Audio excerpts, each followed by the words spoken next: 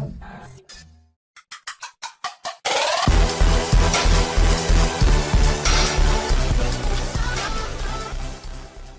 আজকের আলোচনার বিষয় 2 মিনিটে দাঁত সাদা করবে কলার খোসা। ভাবছেন এও কি সম্ভব, কিংবা ভাবছেন যা সব ভুয়া, তাই না? কিন্তু অসম্ভব নয় আর মিথ্যাও নয়। কলার খোসা সত্যিকার অর্থেই বিজ্ঞানসম্মতভাবে আপনার দাঁত সাদা করতে সক্ষম। সুতরাং ভুলে যান দাঁতে ডাক্তারের কাছে কারি কারি টাকা খরচ করার ভাবনা, আর ঘরে বসেই নিজের দাঁতগুলোকে রাখুন ঝকঝকে। তবে হ্যাঁ, কাজটা করতে হবে সঠিক পদ্ধতিতে, আর আজ জানানো হচ্ছে সেটাই।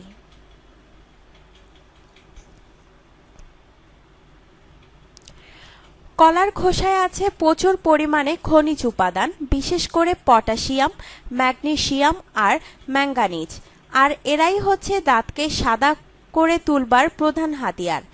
এছাড়াও কলার খোসায় আছে প্রচুর ক্যালসিয়াম ও ভিটামিন ডি, যারা কিনা দাঁতকে মজবুত করে তোলার পাশাপাশি খনিজ উপাদানগুলো শোষণ করতেও সহায়তা করে।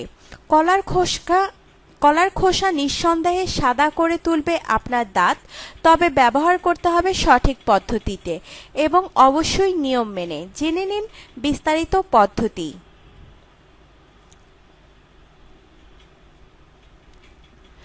প্রথমেই বেছে নিন সঠিক কলা। দাঁত সাদা করার জন্য ঠিকভাবে পাকা কলা হওয়া জরুরি। খুব বেশি পাকাও নয়, খুব বেশি কাঁচাও নয়। এমন কলা বেছে নিন যারা কিনা এখন নিচের দিকে একটু একটু সবুজ, কেননা এই ধরনের কলায় পটাশিয়াম থাকে উচ্চ মাত্রায়, আর এই পটাশিয়ামই দাঁত সাদা করার দায়িত্ব নেবে। কলা উল্টো করে ছিলে নিন। হ্যাঁ, যেভাবে আপনি ছিলে থাকেন কলা ঠিক তার উল্টো দিক থেকে ছিলে নিন। দেখবেন কলার গায়ে লম্বা লম্বা সুতার মতো আঁশ থাকে। উল্টো করে ছিলে নিয়ে এই আঁশগুলো থাকবে খোসার সাথেই। খোসা থেকে চারকোনা করে দুটি টুকরো কেটে নিন। আপনার সুবিধা মতন আকারেই কেটে নিন। চাইলে এই কাটা খোসা ফ্রিজেও সংরক্ষণ করতে পারেন। এবার সকালে দাঁত ব্রাশ করবার পূর্বে এই কলার খোসা ভেতরের অংশটি দিয়ে আপনার দাঁত খুব ভালো করে ঘষুন। প্রথম টুকরোটি দিয়ে পুরো 1 মিনিট ঘষুন, তারপর সেটা বদলে দ্বিতীয় টুকরোটি দিয়ে আরও 1 মিনিট ঘষুন, অর্থাৎ পুরো 2 মিনিট দাঁতকে ঘষুন। দাঁতের প্রত্যেকটি অংশে যেন পৌঁছায় এমনভাবে ঘষতে হবে। দাঁত ঘষা হলে কিছুক্ষণ অপেক্ষা করুন। 15 থেকে 20 মিনিট করতে পারলে ভালো। এই সময় পানি বা অন্য কিছু খাবেন না, কিংবা কুলি করবেন না। সময়টা পেরিয়ে গেলে আপনার নিয়মিত ব্যবহারের টুথপেস্ট দিয়ে দাঁত মেজে নিন। এবার আয়নায় তাকিয়ে দেখুন তো, লাগছে না দাঁত একটু বেশি পরিষ্কার? 4 থেকে 5 দিন এমন করার পরেই দেখবেন আগের চাইতে অনেক বেশি উজ্জ্বল হয়ে উঠেছে আপনার দাঁত। হলদে ভাব যেমন কমে গেছে, তেমনি কালো ছোপটাও অনেকটাই সরে গেছে।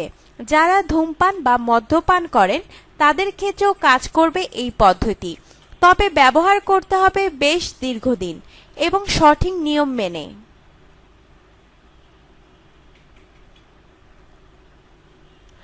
অবশ্যই মনে রাখতে হবে যে এটা কোনো ম্যাজিক নয়, তাই ভালো ফল পেতে নিয়ম মেনে ব্যবহার করতে হবে। অবশ্যই কমপক্ষে 2 মিনিট ঘষতে হবে। এই সময়টা জরুরি, বেশি ঘষলে আরও ভালো। ঘষার পর অবশ্যই সময় দিতে হবে খনিজগুলো দাঁতে শোষিত হবার।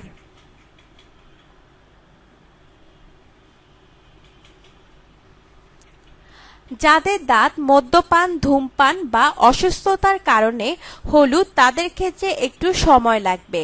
কলার খোসায় প্রচুর পরিমাণে চিনি থাকে, তাই অবশ্যই দাঁত খুব ভালোভাবে মেজে নিতে হবে এবং এই কারণেই দিনে একবারের বেশি ব্যবহার করা যাবে না। যাদের দাঁত খুব একটা বেশি হলুদ নয়, তারা সপ্তাহে একবার ব্যবহার করুন।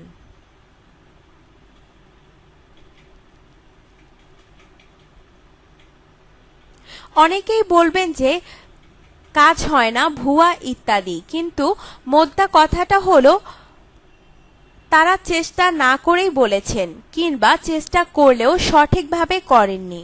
ফল পাওয়ার জন্য অবশ্যই নিয়ম মেনে প্রয়োগ করতে হবে, আর তাই অন্য লোকের কথা শোনা বাদ দিয়ে নিজেই চেষ্টা করে দেখুন না।